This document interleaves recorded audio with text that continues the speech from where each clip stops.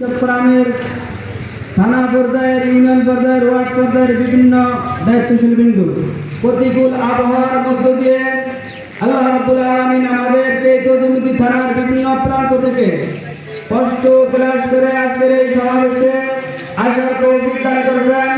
এই জন্য সেই মহামনিবের দরবারে অন্তঃস্থল থেকে কালেমাতে শুকর আদায় করি আলহামদুলিল্লাহ।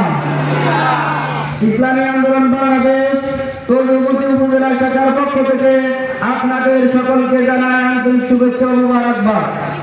সম্মানিত হাজিরিন, আপনারা সবাই অবগত আছেন ইসলামী আন্দোলন বাংলাদেশ 1987 সালের 13 মার্চ এক রক্তক্ষয়ী অধ্যায়ের মধ্য দিয়ে শেখ ফজলুল করিম রহমতুল্লাহের হাত ধরে বাংলার জমিনে ন্যায় এবং ইনসাফ প্রতিষ্ঠার লক্ষ্যে অন্যায়কে দূরীভূত করার জন্য বাংলার জমিনে আবির্ভূত হয়েছে।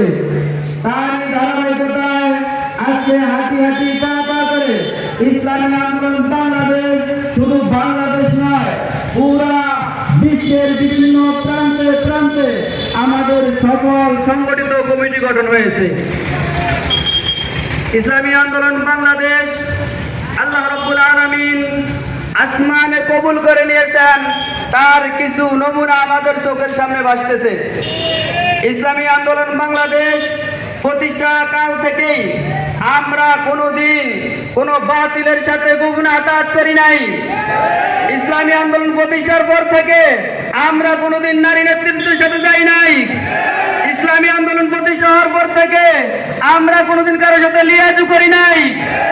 ইসলামী আন্দোলন বাংলাদেশ একমাত্র প্রতিষ্ঠা হয়েছে জমিনে ন্যায় প্রতিষ্ঠা করার জন্য, অন্যায় দূরীভূত করার জন্য। কি বলেন, ঠিক কিনা? আমার অনেক বন্ধুরা বলেন যে আপনাদের সাথে আগে যে সরকার, ফ্যাসিস্ট সরকার, জালিম সরকার বাংলাদেশ থেকে আমাদের ছাত্র জনতা এবং ইসলামী আন্দোলনের সমস্ত নেতৃবৃন্দরা অক্লান্ত পরিশ্রমের মাধ্যমে পালিয়ে যেতে বাধ্য হয়েছে। আজকে সেই সরকারের সাথে আমাদের সখ্যতা ছিল, আমরা নির্বাচন করছি, কত ধরনের অপবাদ আমাদেরকে দেয়। আমি বলতেছি বন্ধু, আপনাদের এটা দোষ না, কারণ আপনারা রাজনীতি বুঝেন না, রাজনীতির অর্থ জানেন না, পত্রিকা পড়েন না, খবর শুনেন না, এবং দলীয় ফরম পূরণের মাধ্যমে টাকা দিয়ে কষ্ট করে রাজনীতি করেন না। যার কারণে যখন তখন যে কোনো দলের ব্যাপারে অপবাদ দিতে আপনাদের বুক কাঁপে না। আপনারা যারা চার দোকানে বৈশা, অফিসে বৈশা ইসলামী আন্দোলনের সমালোচনা করেন, ওই রাজপথে আপনাদের কাউকে পাওয়া যায় নাই। একমাত্র আপনাদেরকে এসি রুমের মধ্যে বৈশা সাংবাদিক সম্মেলনের মাধ্যমে ঘোষণা দিতে শুনছি, আপনাদের কোনো কেন্দ্রীয় নেতাকে আমরা রাজপথে পাই নাই। কিন্তু ইসলামী আন্দোলনের আমির থেকে নিয়ে সিনিয়র হাইকমান্ড সবাই রাজপথে ছিল কি তুলে না বলেন?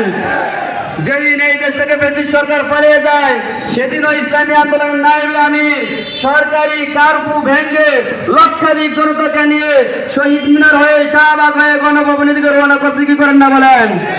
সুতরাং যারা শুধু অযথা আমাদেরকে নিয়ে সমালোচনা করেন, আপনাদের কাছে বিনয়ের সাথে অনুরোধ করছি, আপনারা ইসলামী আন্দোলন মাঠে ময়দানে আওয়ামী লীগের বিরুদ্ধে আন্দোলন শুরু করছি কি করি নাই? সেই থেকে নিয়ে 14 সাল পর্যন্ত আন্দোলনের মাঠে ছিলাম।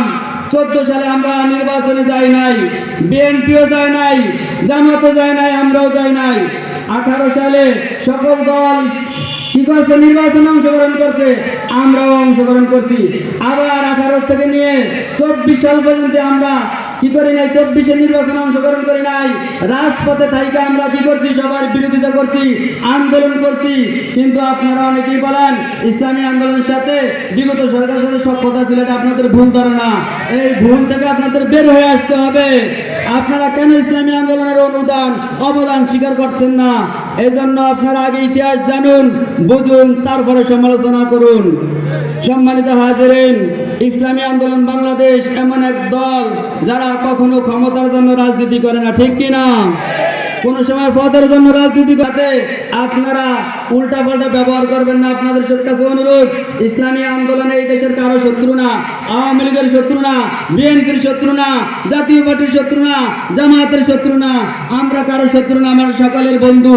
আমরা দেশ, জাতি, মানবতার সাথে, ইসলামের সাথে যখনই আন্দোলনের প্রয়োজন হয় তখনই আমরা রাজপথে নেমে যাই, ঠিক কিনা? এই বলে সকলকে কষ্ট করে আসার জন্য আজকের এই সম্মেলন সাফল্যমণ্ডিত করার জন্য আবারও ধন্যবাদ জানিয়ে আমার আলোচনা এখানে শেষ করছি। ওয়া মা তাওফীক ইল্লা বিল্লাহ।